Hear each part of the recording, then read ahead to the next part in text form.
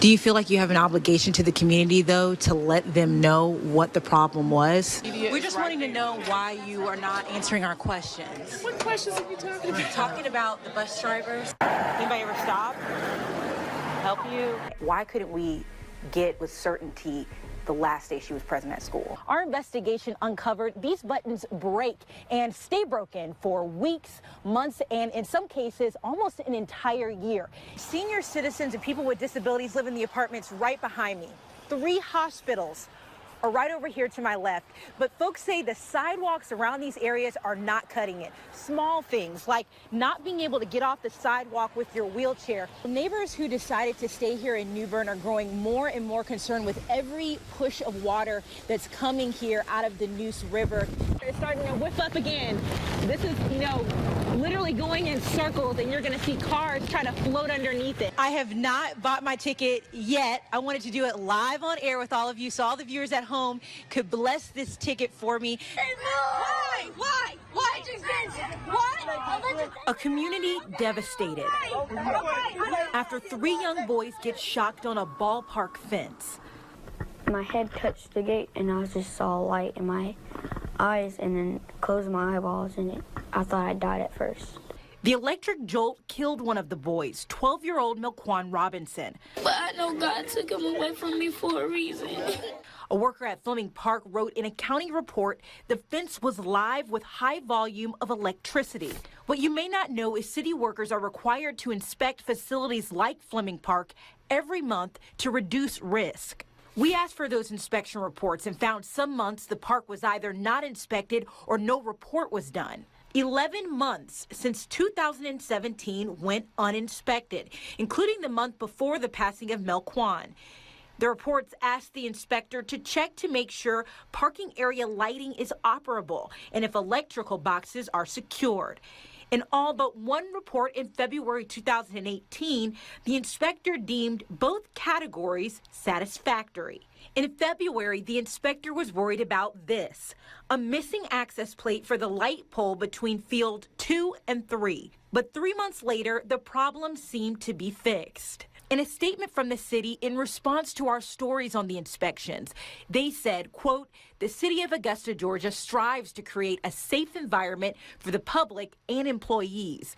Several safety-related policies are in place that enable department heads to direct staff to perform regular inspections of respective facilities."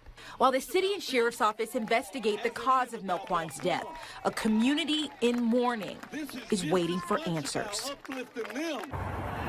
All right, Kelly, so I'm measuring 115 volts on this pole. So this pole is a safety hazard. This is video we recorded showing the owner of a utility testing business reading a high voltage of electricity off a metal light pole in downtown Augusta. But let's back up a bit. We first heard about this potential shock hazard through email. Mark Voitsberger with Utility Testing and Geographic Information Systems said he heard about the electrocution of 12-year-old Milquan Robinson at Fleming Park. He and his brother came down from Port St. Lucie, Florida with their own testing equipment. And we came across several poles that had voltages on them that needed attention.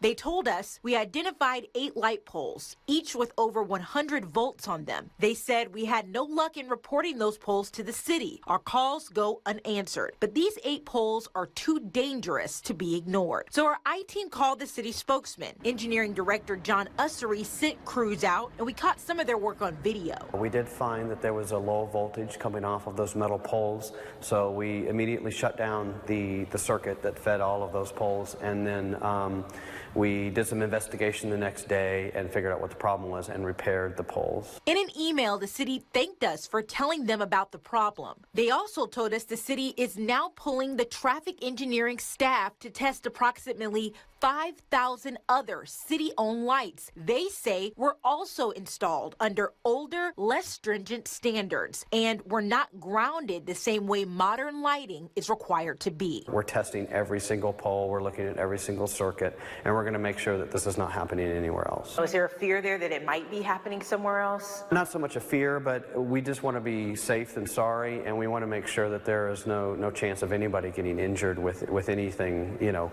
that should be safe. Right now, is there a process in place to check these poles every couple of years? Unfortunately, we have a lot of lights, and we don't have a whole lot of people to look at those lights. So we do have them on a maintenance schedule, but it may be years in between when we look at them. After talking to the city's engineering director, we went back out with the same guys who originally gave us the tip. They wanted to show us how their technology worked at night when the light poles are on and energized. Remember, these poles on 4th and Green were supposed to be fixed. It's only down in there. I will tell you right now, we just drove by this pole that was previously identified, and we're getting a pretty strong indications on it, but we're only a few feet away from the transmission zone. So I'm going to validate this with this hand wand here. So you move everyone up. I just, based on my professional experience, I am certain that there's still 110 volts on this pole or close to it.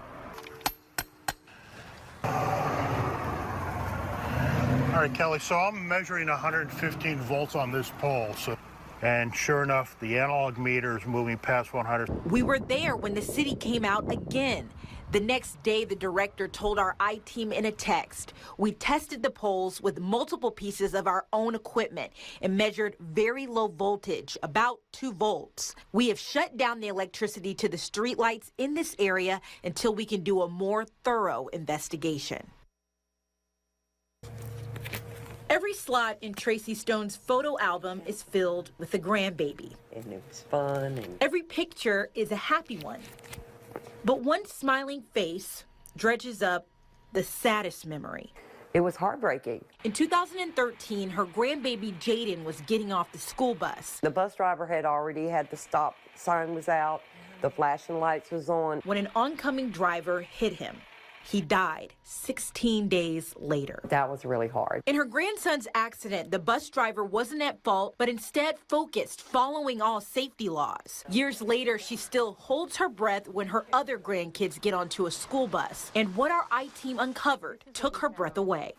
This is a bus driver in Richmond County. The driver we're showing Tracy got a speeding ticket in 2003 and 2004, another ticket in 2009 for not wearing a seatbelt, another in 2010 for not putting seatbelts on 2 children in the car, another ticket for speeding in 2013, pleaded guilty to driving too fast for conditions in 2014. And the next year, Richmond County hired her as a school bus driver. Don't they look at records before they? They do.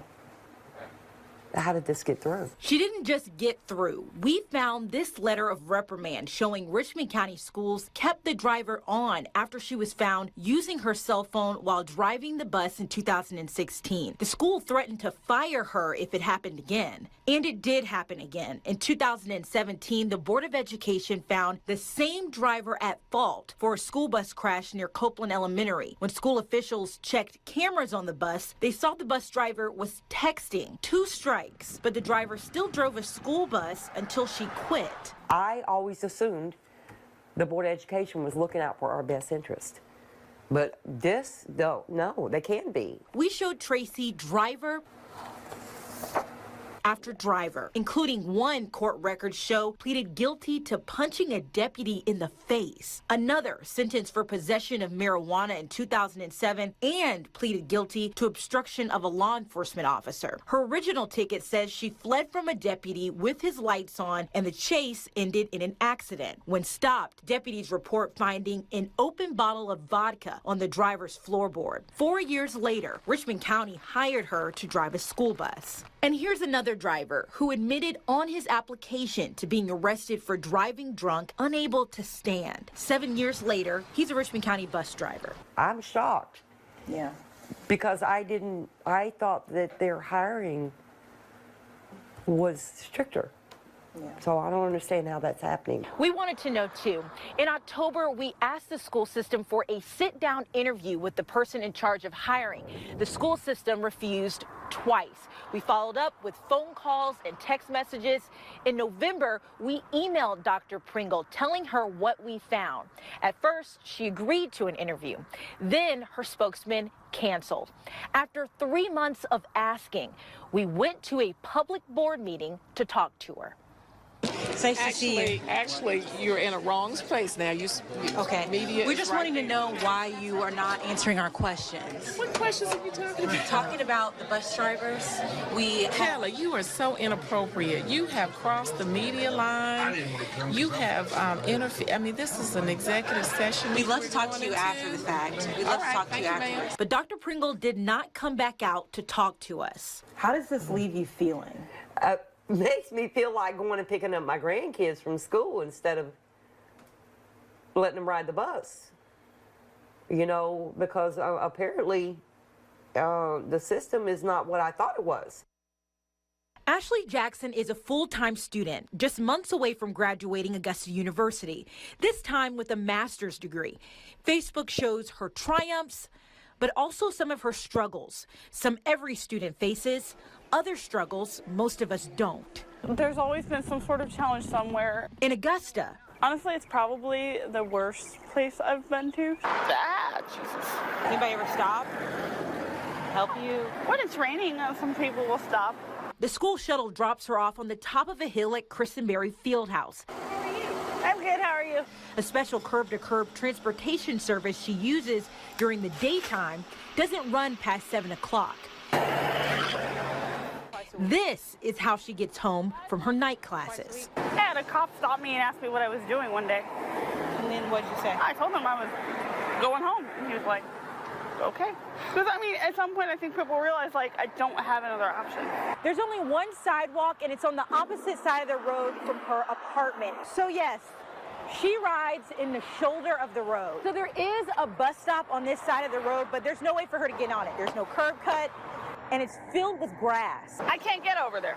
That's what I was talking about. Like, there's some I just can't get to. We started asking the city questions about this intersection and its accessibility for people in wheelchairs last month after the May election. An advocate for disabled people and veterans contacted News 12 about this very spot where some of you, your family, and friends in wheelchairs and with other disabilities exercise their most basic right to vote. By law, polling places must have an accessible route to get to the entrance of the voting facility. Carol Burrowbridge works for Augusta Richmond County as the ADA officer. That job is to enforce and audit for ADA compliance. We asked what the county was doing about this road. Even if that were a public street, the shoulder of the road is the accessible path.